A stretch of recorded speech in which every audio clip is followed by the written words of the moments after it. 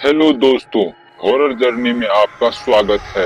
यह कहानी उत्तर भारत के एक छोटे से शहर सीतापुर के सरकारी इंटर कॉलेज की है। स्कूल पुराना था, लगभग 80 साल पुराना। चारों ओर ऊंची दीवारें थी, भारी लकड़ी के दरवाजे और लंबी घंटियां।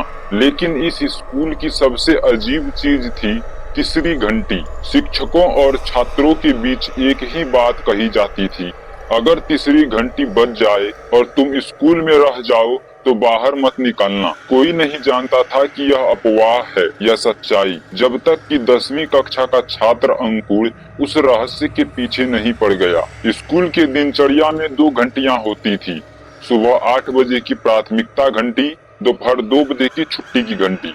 लेकिन कभी कभी छुट्टी के कुछ मिनट बाद एक तीसरी घंटी बजती थी, बेहद धीमी लेकिन साफ सुनाई देती थी। और जैसे ही वह घंटी बजती, स्कूल का सारा माहौल बदल जाता। हवा भारी हो जाती, पंखे खुद ब खुद बंद हो जाते और कुछ कमरों से अजीब सी फुसफुसाहटें सुनाई देती। अंकुर को रहस्यों में बहुत दिलचस्पी थी। एक दिन उसने फैसला किया कि वो खुद तीसरी घंटी की सच्चाई का पता लगाएगा। अगले सोमवार को अंकुर ने अपने 2 दोस्तों रीमा और सुमित को इस योजना में शामिल किया। उन्होंने तय किया कि वो छुट्टी के बाद स्कूल में छिप जाएंगे और देखेंगे कि तीसरी घंटे के बाद क्या होता है। रीमा डरते हुए बोली, अगर ये सब सच निकला तो हम वो पहले लोग होंगे जिन्होंने सबूत देखा होगा। अंकुर ने मुस्कुराते हुए कहा। दिन ठीक वैसे ही बीत गई। क्लास, लंच, खेल और फिर 2 बजे की छुट्टी। सब बच्चे बाहर चले गए, लेकिन अंकुर, रीमा और सुमित लाइब्रेरी में एक टेबल के नीचे छिप गए। 2:15 तक सब शांत था। 2:30 बजे स्कूल एकदम सुनसान हो गया था और फिर 2:33 में घंटी बजी। लेकिन ये घंटी सामान्य नहीं थी, जैसे किसी टूटे हुए लोहे से बनी हो। उसकी आवाज भारी और खींची हुई थी। तभी लाइब्रेरी के दरवाजे अपने आप बंद हो गए, लाइट फ्लिप करने लगी और किताबों की अलमारी खुद ब खुद हिलने लगी। अंकुर ने फुसफुसाते हुए कहा, ये कोई खेल नहीं है, ये सच्ची में कुछ है। तीनों किसी तरह लाइब्रेरी से बाहर निकले और मुख्य हॉल की तरफ भागे। रास्ते में उन्हें एक पुराना कमरा दिखा जिस पर लिखा था कमरा संख्या 13, निषेधित क्षेत्र। ये कमरा आम दिनों में बंद रहता था, लेकिन अब उसका दरवाजा थोड़ा खुला हुआ था। सुमित ने कहा, इसमें घुसना ठीक नहीं रहेगा, अगर अब पीछे हटे तो सब बेकार हो जाएगा। वे तीनों जैसे ही उस कमरे के अंदर गए, घड़ी की सुई रुक गई, सब कुछ थम गया।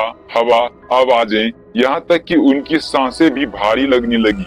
कमरे के अंदर एक पुराना लकड़ी का डेस्क था और उस पर एक सड़ा हुआ स्कूल रजिस्टर रखा था। उन्होंने पन्ने पलटे और पाया कि उस रजिस्टर में एक बच्चे का नाम बार बार लिखा था, मयंक मिश्रा, मयंक मिश्रा, मयंक मिश्रा। हर दिन, हर साल, यहाँ तक कि उस साल के भी पन्नों में जो अभी आए भी नहीं थे। अचानक कमरे में से एक आवाज आई, मैं अब भी यहाँ हूँ, कोई नहीं आया मुझे लेने।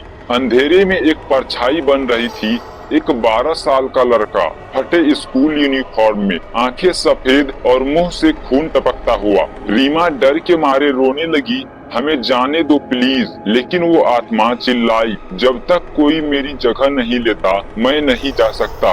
अचानक दीवारों पर खून से लिखा दिखने लगा, तीसरी घंटी मेरा समय है। अंकुर ने तेजी से रजिस्टर से मयंक का नाम फाड़ दिया और उसकी जगह अपना नाम लिख दिया। कमरा हिलने लगा, घड़ी की सुइयां घूमने लगी और मयंक की आत्मा जोर से चीखती हुई बोली, अब तू रहेगा और मैं आजाद। लेकिन तभी रीमा ने वह पन्ना जलाया जिस पर अंकुर ने अपना नाम लिखा था, और जैसे ही पन्ना जला, कमरे की दीवारें टूटने लगी। मयंक की आत्मा धुआं बनकर गायब हो गई और स्कूल की घंटी थम गई। तीनों किसी तरह स्कूल से भागे और बेहोश होकर मैदान में गिर पड़े। अगले दिन स्कूल में अफवाह फैल गई कि किसी ने कमरा नंबर 13 खोलने की कोशिश की थी। प्रिंसिपल ने उस कमरे को हमेशा के लिए बंद करवा दिया। तीसरी घंटी फिर कभी सुनाई नहीं दी, लेकिन अंकुर, रीमा और सुमित आज भी हर पूर्णिमा को उसी स्कूल के पास से गुजरते और धीमी घंटी की